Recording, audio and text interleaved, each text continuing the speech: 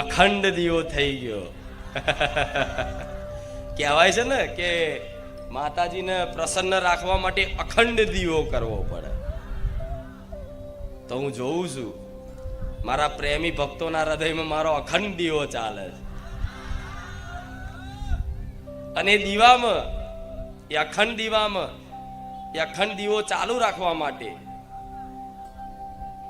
ઘી કે તેલ રેડતું રહેવું પડે.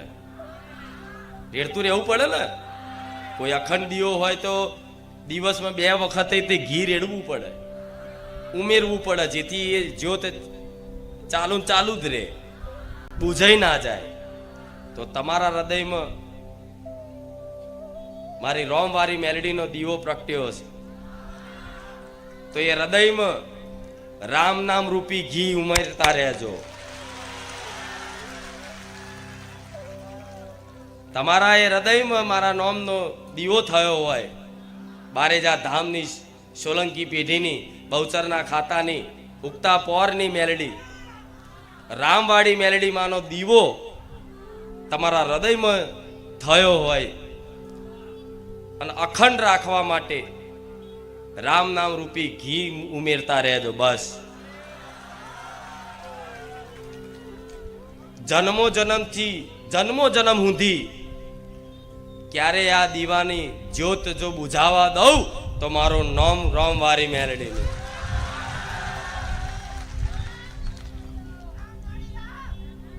રામ બધી જગ્યાએ ફર્યા, બધી જગ્યાએ જોયું હશે, દીવા જ કરાયા, દીવો કરો, દીવા કરો, આટલા કરો. પણ ખુખાર મેલડીનો માર્ગ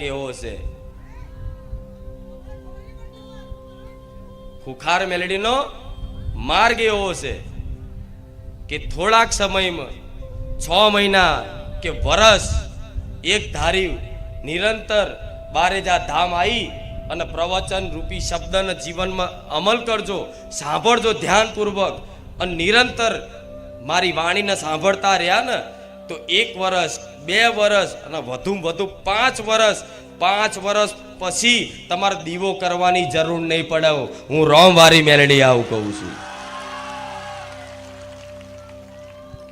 પેલાના કહેતા હતા ને, પેલાના ગઈડિયા કે 12 મહિને એક જ દીવો કરતા, છતાંય માતા હાકા પાયે રહેતી, પાવરફુલ રહેતી, જીભના ટેરવે રહેતી, પાઘડીએ રહેતી. ખબર છે ને? આવું સાંભળ્યું હશે. ભલે રામ આવી ઓકાટા વાળી માતા હોય. રામ દરેકની વાલી એવી કુળની માતાના રામ, ચામુંડાના રામ, મહાકાળીના રામ, આશાપુરાના રામ, હરસિદ્ધિના રામ, શક્તિના રામ, ખોડિયારના રામ, ઉમિયાના રામ, હિંગળાજના રામ, અંબેના રામ, બહુચરના રામ. રામ ભલે રામ આ હેત લાગ્યો, આ એડો લાગ્યો માતાનો, તો આ તમારી માં જ બારેજા ધામ તમને મોકલે છે કે દીકરાઓ જાઓ. મને માતાને પામી હોય ને, મારી અસલી કૃપા શું છે જીવનમાં જોવી હોય તો બારેજા ધામ જાઓ અને ખુખાર મેલડીની ચુંદડીનો પાલવ પકડી લો.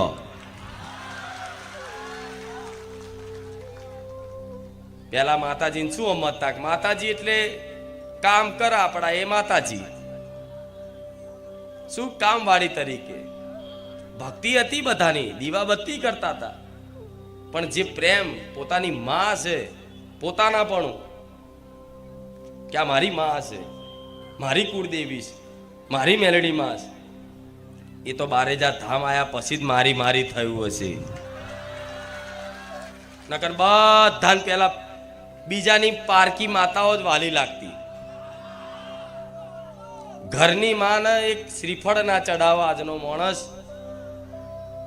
અને બીજાની બી સોલંકી પેઢી હોય કે કોઈ પણ અન્ય પેઢીની કોઈ માતા હોય, કોઈ ભુવાજીની માતા હોય, એના માટે તો મોટા મોટા હાર લઈ જાય, મોટી મોટી મિષ્ઠાનો લઈ જાય, સોનાના છત્તર ચડાવન, ચાંદીના છત્તર ચડાવન, બધું જેટલી જાતનું કરે, પણ ઘેર પોતાની કુળદેવી હોય ને એને હરખું એક નારિયેળ લઈ હરખથી ના વધેર્યું હોય. આ શું ખોટું?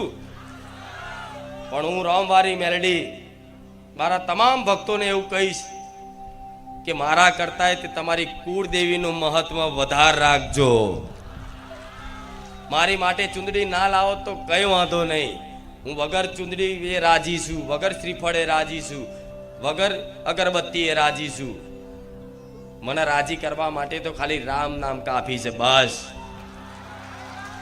તમારી ઘેર બેઠેલી માતાઓ માટે જે ભાવ થાય ને એ ભાવથી, પ્રેમ ભાવપૂર્વક હેતથી કઈ પણ વસ્તુ કોઈ અન્ય માતાજીએ ધામે જતા હોય અને કંઈ પણ લઈ જતા હોય, મીઠાઈ છે, પેડા છે કે ગમે તે તમે ભાવથી લઈ જતા હોય, એવી તમારા ઘેર ફોટામ બેઠી હોય, નાના અમથા ફોટામ, પણ એ ફોટાની આગળ જઈને તમને જે મનમાં ભાવ જાગે એવી વસ્તુ લઈ જઈને આમ ધરાવો ને તો માને એવો ઓળકાર આવે ને કે આટલા વર્ષો સુધી તમારા વડવાઓ નિવેદ કરીને થાકી ગયા હોય, નિવેદો કરીને થાકી ગયા હોય, પણ કોઈ દિવસ એનો અમીનો ઓળકાર ના આવ્યો હોય, એવો એક નાના એવા ભક્તનો પ્રેમ ભાવ જોઈ અને માને અમીનો ઓળકાર આવો.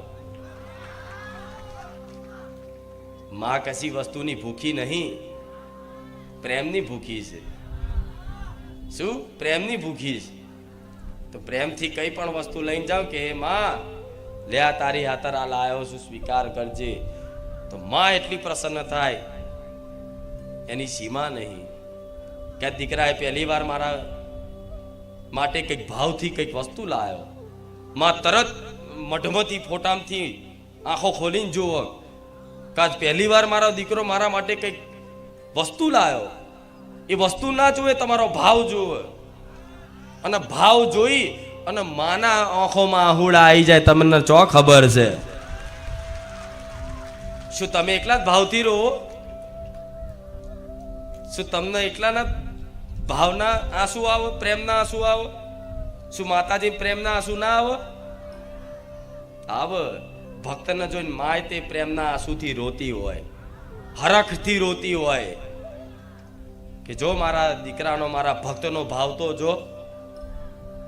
આટલા વર્ષો થઈ જાય, આટલી પેઢીઓ જતી રહી, એમના વડવાઓ વર્ષોથી પૂજતા, દાદાના દાદા વખતથી હું માતા પૂજાતી, પણ આન મારા દીકરાએ જે મને માતાનો ભાવ આલ્યો છે ને એવો તો એના વર્ષો સુધી, પેઢીઓ સુધી મને કોઈએ ભાવ નતો આલ્યો.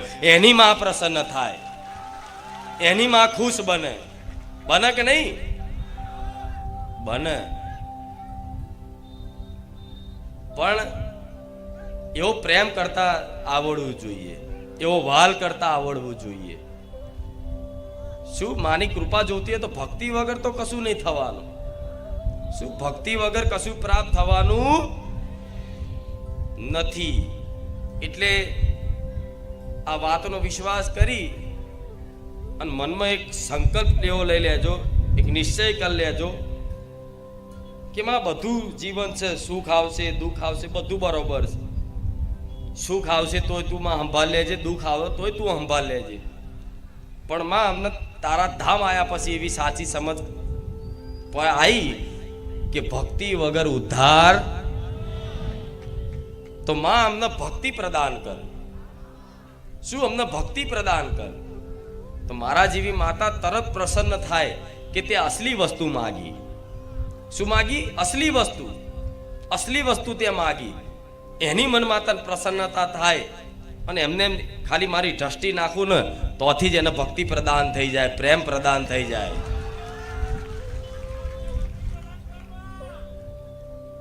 કેમ? કેમ કે કામ ચો સુધી કરાવશો તમે માતાજી જોડે? કામ ચો સુધી કરાવશો? તમારી વિચારો, કામનાઓનો અંત નહીં આવવાનો, તમારી ઈચ્છાઓનો અંત નહીં આવવાનો ક્યારેય. માગણી ચાલુ રહેશે આ જીવન. માતાજી બધા કામ કરતા રહેશે ને છતાંય તે તમારી માગણીઓ ક્યારેય બંધ થવાની નથી. કેમ કે મનુષ્યની એક સ્વભાવ છે કે આટલું મળે તો એને અંદર એવું થાય હજુ આટલું, હજુ આટલું, હજુ આટલું, હજુ આટલું, હજુ આટલું, એટલું બધું એને જોતું હોય કે બસ બધું સુખ મળી જાય મને.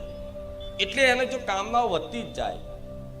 અત્યારે એમ કે મારી મારા આટલું થઈ જાય ને તો સારું, એટલું થઈ જાય ને તો પછી હજુ આનાથી આટલું થઈ જાય સારું, એનાથી હજુ થોડું વધારે થઈ જાય આવું સારું. શું એવું આખા સંસારમાં બધાની દશા છે?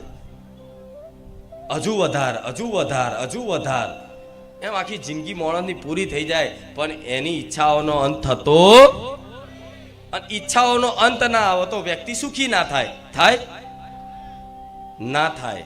તો મારે તો એવું સુખ આપવું છે, એવું સુખ આપવું છે કે વગર ઈચ્છા કરે તમારી અંતર આત્મામાં એવી અનુભૂતિ થાય કે જાણે મને આખો સંસારનું સુખ મળી ગયું. શું? આખા સંસારનું તમામ સુખ મળી ગયું. એનું નામ ભક્તિ કહેવાય. તમે બહાર બધી વસ્તુનો સુખ ખોરો છો પણ અસલી સુખ તો અંદર જ આવે છે ને, અંદર જ થાય છે ને. મનમાં સુખની અનુભૂતિ થાય, બહાર થોડી થાય છે. એટલા માટે કહીશ કે અસલી વસ્તુ શું છે? ભક્તિ.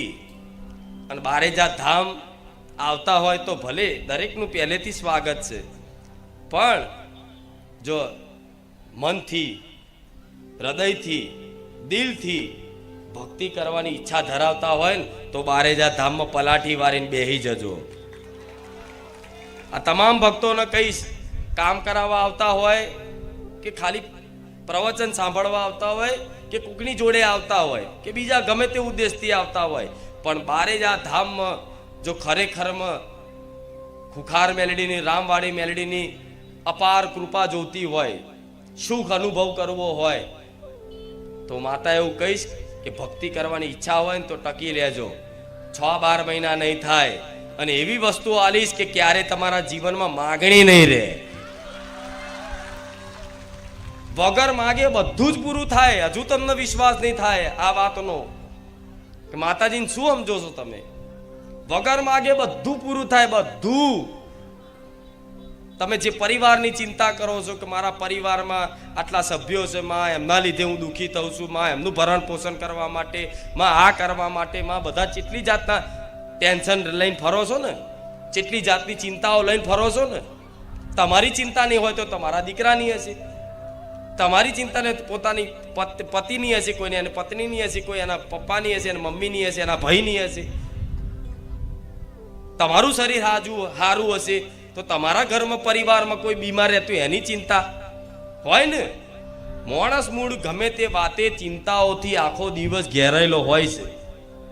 ભલે પછી બાર બજારમાં કોઈ પૂછક ચમનું છે કે મજામ, પણ હું માતા જોડતી એટલો મજામ છું. આ શું ખોટું? ખાલી કે મજામ, મજા મજામ, એ મજા મજા કહેવામાં કેટલી જાતની ચિંતાઓ થતી હોય. હા શું ખોટું? ખાલી ખાલી કે હા મજામ, પણ મજા નહીં. હું જાણું છું નહીં મજા છે. સાચું કહેજો. મારી વાત સાંભળીને મજા આવતી હશે, આનંદ આવતો હશે, પણ અસલી મજા જીવનમાં કોઈ નહીં. જે ભગવાન માતાજીથી વિમુખ છે બધા દુઃખી છે, મોની લો આ વાત. જે ભગવાન માતાજીથી વિમુખ છે એ બધા દુઃખી આમે આખો સંસાર દુઃખી છે. તમે એકલા નવેના નહીં દુઃખી. કોઈ બતાવતું નહીં. કોણ બતાવે? કોઈ બતાવે? સંસાર બધા સુખ બતાવે છે. કોઈ ગાડી લઈને ફરશે, કોઈ દોરા પહેરીને ફરશે, કોઈ જૂઠા દોરા પહેરીને ફરશે. બતાવવાનું હું સુખી, પણ હું જ માતા જોડતી હોય કે આ કેટલો માણસ સુખી છે. આ શું ખોટું? દેખાડા, એક જાતના દેખાડા. શું? એક જાતના દેખાડા. બસ ખાલી દેખાડો કરવાનો કે હું સુખી છું, મારી જોડે ગાડી છે, મારી જોડે બંગલો છે, મારી જોડે આ છે. આખો 99% સંસાર આમાં જીવે છે એકબીજાને બતાવવા માટે. શું? એકબીજાને બતાવવા માટે હું સુખી છું, પણ ખરેખરમાં વિશ્વાસ રાખજો, જે ભગવાન માતાજીથી વિમુખ છે, અર્થાત ભક્તિમાં રંગાયા નહીં, બધા જ દુઃખી. કરોડપતિ અજબોપતિ હોય ને તો એ મારી વચ્ચે લાવજો, અજબોપતિ વ્યક્તિને મારે વચ્ચે લાવજો અને ઊભો રાખજો અને એને કહેવડાવજો કે હું મારા જો અજબો રૂપિયા છે ને તો હું એટલો બધો સુખી છું, હું એની શું દુઃખની વાત છે ને એના મનની વાત ના કહી દઉં તો ગુખાર મેળડી દઉં.